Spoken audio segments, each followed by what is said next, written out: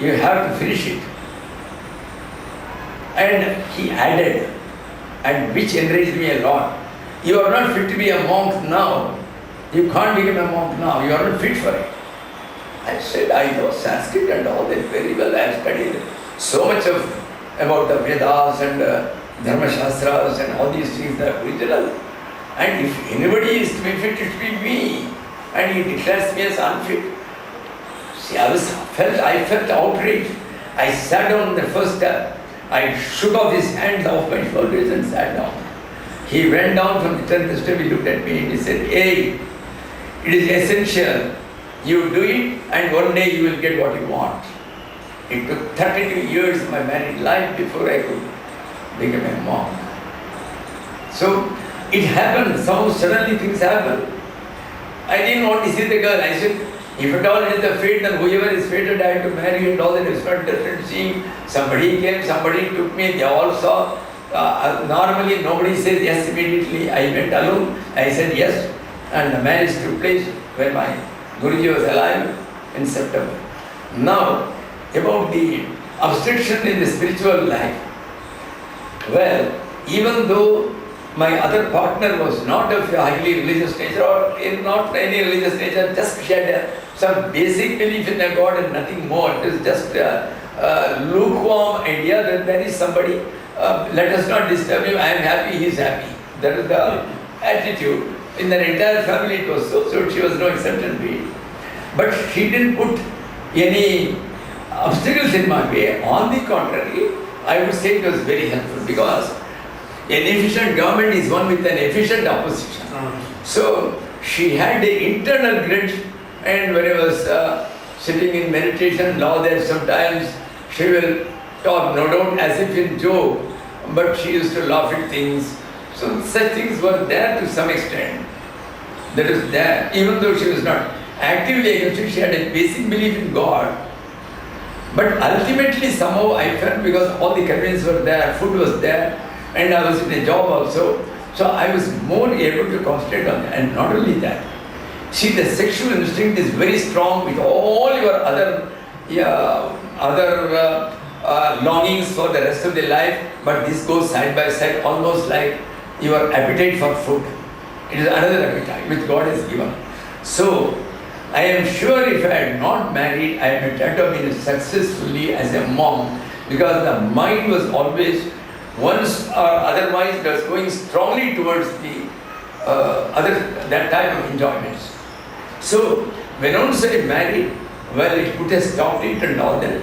So, after about 10 years of the married life, completely I had nothing to do with the sort of a conjugal felicity. Even though we were living together, we used to stay in separate rooms and all that. So, and it was not by mutual consent. It just happened. That's all. None of us talked about it, neither then nor ever afterwards. Thus, I found it was very helpful, because later on my mind was absolutely free and pure. When once it has done, there is no question of later on thinking, I don't know what I lost by becoming a monk. I don't know, here also there seems to be no progress. I don't know, I have left something which is very great and everybody is feeling happy, all these householders. So this sort of a regret is there. I have seen many monks at the age of 53, after having been a very good monk for years, having been a teacher for people, they are still alive. Such people having got married again. So finally they were neither here nor there, despised by the one and rejected by the other side. They are almost like that. So I have seen some number of cases like that. So it was really the compassion of my Guru which put me on the right path. I do not at all regret having done it. On the contrary, I felt that it was a must, so that my mind was later on free from the fetters of sexual thoughts. So I had absolutely nothing to do later on, and it helped me a lot. This is another thing. What are the events, Swamiji, during your childhood and college days which influenced you most in development of what you are today? Since I was 3 years old, my father was, since my grandfather's days, my father was in touch with the religious head. See, the Adi Shankara, he established 4 different mutts in 4 different directions, north, south, east and west. They are called the mutts of Shankaracharyas. They are sometimes called as samsthanas and all that. So they are supposed to be the religious heads as far as the Hindus are concerned. So the pontiff of the Kanchi Shankaracharya, where the old the first Shankaracharya himself lived, the other 4 were established by him. Apart from that, the place where he was only, his successors, well, they were in Kanchi, so he was called Kanchi Mutt Shankaracharya. His name was Chandrasekharanda Saraswati. He was called a walking god. So many scholars from all over the world, from Spain, from England and all others, they were all in praise for him, for his austerities, for his penance, and for the glowing divinity which was always resplendent and which was coming out of his face at all times, his sympathy and compassion towards all and sundry, from the poorest onwards to the highest. Well, I came in contact with him at the age of 3. My father used to take me because he used to go there very often, and he used to discuss with him about some philosophical books and like that. And he used to love me, he used to keep me by his side. Sometimes he will put the Rudraksha mala on me, he will put some other mala on me, so like that. And again when he became a little bigger, as Santikar he used to go, he will ask me to recite shlokas. So from that day onwards, on seeing his love for people, he will not even bother about that time. Some lady will be recounting her problems. The time for puja is now over. Normally 11 o'clock, 12 o'clock and he is still hearing. Then what happened, madam? Then what happened? So from there, the other priests who are there, they are all showing signs to the lady, come on, stop it. There is time for puja. But he never bothered. So I learned such compassion for the world, and that austerity which was so evident in his face. All these things had a great effect on me. And almost till he was about 100 years old, he was just 100 years old. 1993, as a monk in October, I was to go to a big forest called Bear Hills, one of the biggest forests in India, which was in Karnataka. On the way, I went to Kanchipuram. Well, I had these blessings at the time. Somehow, he didn't even recognize me, or he made a show of not recognizing me. And we are not supposed to tell who we are. So he only asked, who are you? Then I said, Swami Shantananda from Tamil Nadu. That's all he told. Then he gave me a big apple. That was the last I saw. Because while he was in Bear Hills in January 1994, he left his body just when he had started his 100th year in some few months ago. So he was the one who influenced me the most. As a child, I used to come, I used to wear the sari of my mother, which was almost akin to the ochre robes of a monk. And he used to keep a staff which was called the danda. So I used to take, my mother used to have a long one to put her clothes on the top and the cloth lines. So I used to keep it in my hand, I used to think I am the Shankaracharya. So like that somehow, everything about him, his dress, his behavior, his demeanor, his scholarship, everything somehow attracted me, even though I couldn't understand him in that age. So that was the thing. Not even when I was 20 years old and all the days to go there with my mother. Somehow I never understood him, but there was an inevitable attraction towards him, and he was also always loving towards me. Swamiji, coming back to this word, how did you get selected in this government service? See, I was a teacher for not 2 years. I was applying for several interviews. Unfortunately, the curse is, the day I write the exam, I completely forget the subjects the next day. So, even after a year, people were asking me questions in physics and chemistry, and they were asking me what are the various methods of manufacture of sulfuric acid, what are the formulae. I remembered nothing. With the results, I was selected nowhere. At last, from the audit department, defense services, a call came for the interview at Bombay. All the way from the south, I went to Bombay. Luckily, there were 3 people in the interview board. The head was one, Dr. Varan, who was an MA Oxford in Sanskrit. And there was Mr. Nair, who was the assistant director of audit. He was a great lover of Sanskrit, who knew Sanskrit very well. Normally, Keralites are good in Sanskrit. And the third one was a local officer, a class officer, just to make the three. He was not of much consequence. So, while they put some questions as to when did you graduate and when did you join the school, they found some discrepancy, some hiatus. So they asked me, how is it there seems to be some hiatus? Total we have done only college and high school course only for about 7 years. How is it possible? Even this high school course should take about 11 years or 10 years like. Then I told him about my self-education. Oh, they were all very happy. Come on, tell me what are the works of Kalidasa which I have read. Then they said, tell me about the best shlokas you have never ever heard. Oh, there are 4 shlokas of Kalidasa which are world famous as the best. While I told them, they said, explain one of them, I explained. They were all very happy I was selected. So, there again the Lord came to me, this figure. He is, if people are going to ask him questions, physics and chemistry, he will never get selected. So, he sent me such people who had the topmost interest in Sanskrit, and I was selected. For the audit department, which had nothing to do with Sanskrit.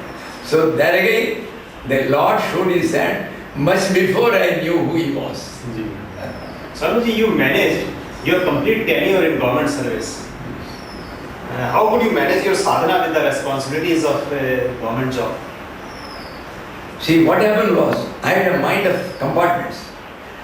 Always the day, the evening, after 4:30, up to about 5:30, 1 hour, I will write down what are all the things to be for the next day, who ought to be phoned up, and a seminar at what time I had to discuss some case with my bosses. So everything I will note down, some 30 items, 14, put it in my pocket. The moment I get out of the place, I will completely forget the office. Whatever may be the crisis, I forget about it. Go home, I read only the books of satsang. I was very much interested in the conversations of Mahatmas, the Gospel of Sri Ramakrishna. And then in Bombay there was a Ganesh Puri, there was a great Swamiji and Muktananda. So he had written 3 volumes, Satsang with Baba. So like that, wherever the conversations of Mahatmas and other people, Satsang, such books I had a collection. So I will simply reading them and all that.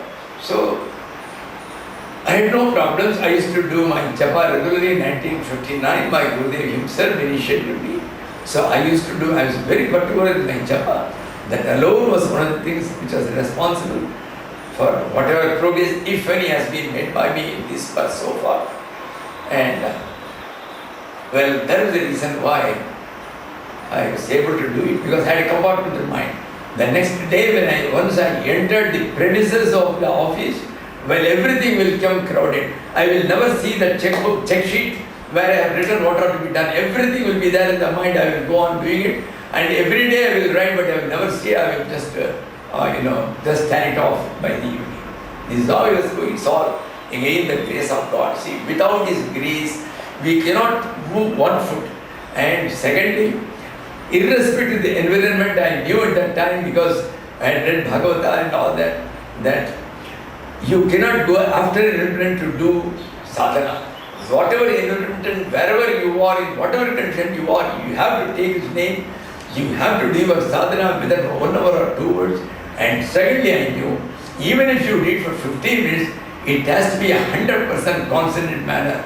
So that with no phone calls, nobody should call you. You are dead for the world during that time. Let you, the greatest of your bosses in the world, let them come. I am with the VIP called the Lord. Then nobody else is anybody before Him. I don't care for anybody.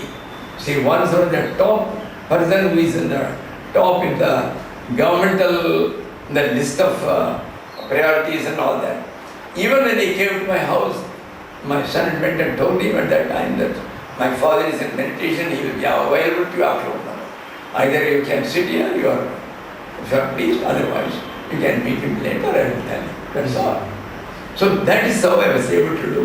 One is compartmentalizing, and secondly, give the devil his due. I was giving the God his due within the hours possible, and that I gave in full with all my heart and soul, without any distraction whatsoever.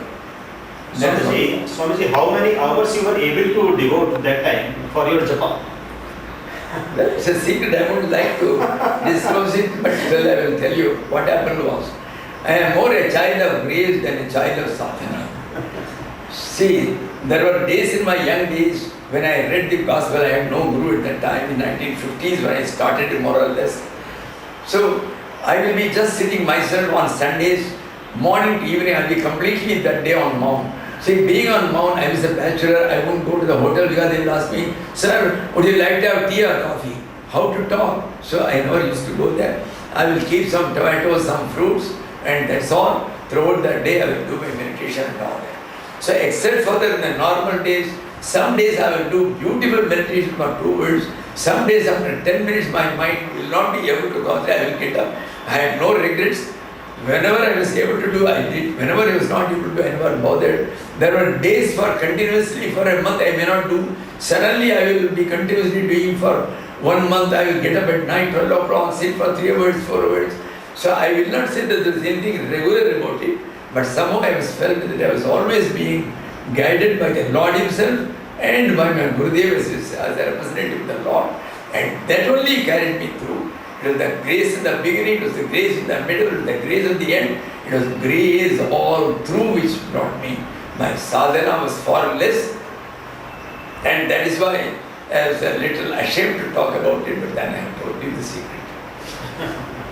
Swamiji, you have met several masters during your life. Like just now you spoke about walking God. You have met Krishna Prem and other masters also. Can you tell us something about it? See what to say. Almost all of them were, in my own opinion, see, I can't say that I am a great judge of the spiritual masters, but some of them were so resoundingly taught so that you can't but recognize them that they are the greatest of souls. They are Jivanmutas in their life. One of them was Sivaratri Maharaj in 1950. I said, where to go for satsang? Somebody told I was pleased with Meerut, near Delhi, 62 kilometers from Delhi. I used to go all the way to Rishikesh. I used to meet him, and almost about 2-3 Sundays or 1 or 2 Sundays every month I will definitely go to him and take 1 or 2 more, some casual leave and all that. So he was a great figure, always jovial, always dancing light and full of sympathy and full of love, full of jokes.